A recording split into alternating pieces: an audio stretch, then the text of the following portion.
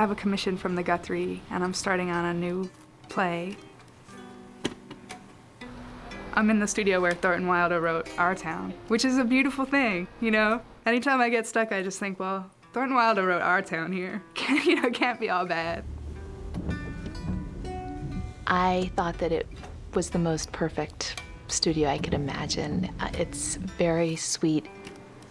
I sat down right away that afternoon to work, sort of feeling all of those people in the studio.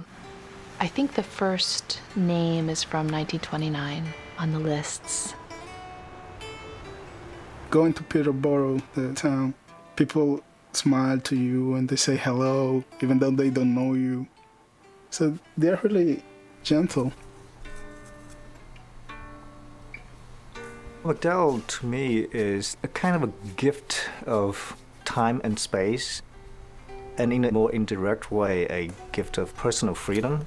You are given a chance to explore what you want and how you want it, and that's, I think, is really precious.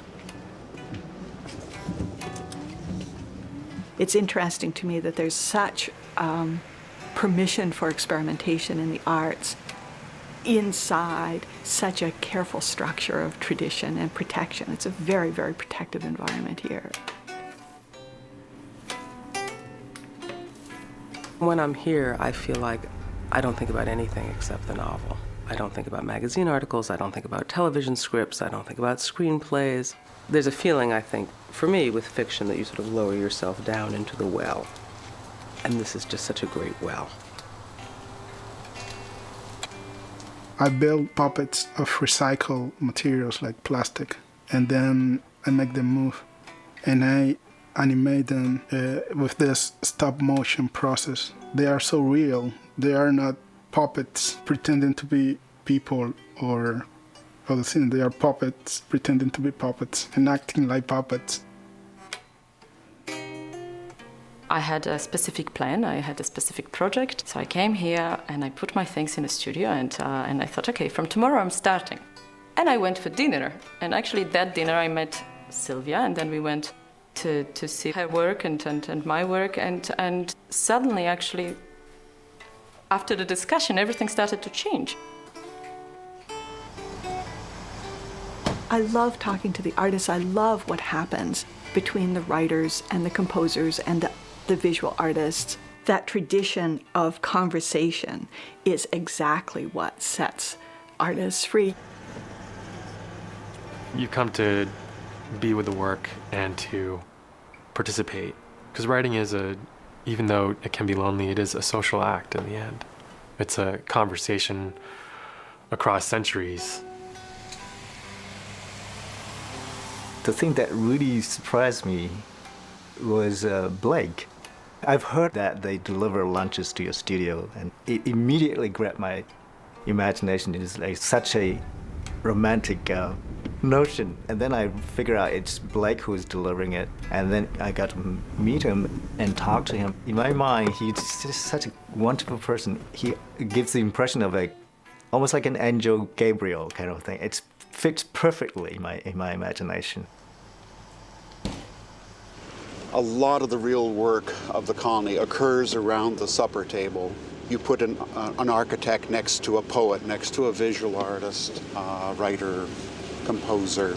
And by coming here, they often learn that they all have essentially the same process of producing art. It's really just unbelievably stimulating to be able to work on your stuff and then have these conversations at night. I'm learning so much because every single day there is someone new I'm talking to.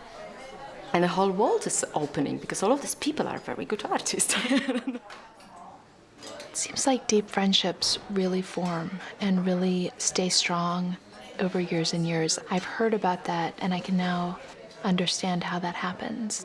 There's a kind of combination of solitude and intimacy. You come here with an idea, and you start working on your idea, and then you're given a gift by MacDowell. All of a sudden, it's a new idea you hadn't thought of, or it's a new way of looking at a problem. There's something magical here at MacDowell, and it certainly has happened for me. I suddenly this afternoon felt in a rush an understanding of what's coming next, what it is that I'm going to be working on. I had given myself a month to find that path, and I've been madly making notes through the early afternoon thinking I'm onto it. I know just where this is going to start. So it's very exciting, and I don't think that would have happened for me at home or, in a hotel room on a vacation or something. It's something very special about this place. It's sort of a contained 450 acres of generations of inspiration and creative work.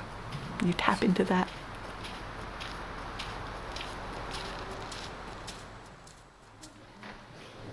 I'm Robert McNeil, and I've been the chairman of the MacDowell Colony in Peterborough, New Hampshire for 14 years now, and I'm very proud to be associated with this incredible American institution. It was founded in 1907 by Edward MacDowell and his wife Marion, and over the nearly 100 years since, we've given places to work for more than 6,000 artists. There are no more inspiring people to talk to than young, creative people. It's immensely rewarding to me to feel that I'm part of supporting them. I found a quote that Mrs. MacDowell said that her purpose was to prevent the non-writing of a great poem. I think that's what this place does. Every day you're preventing the non-writing of your own work.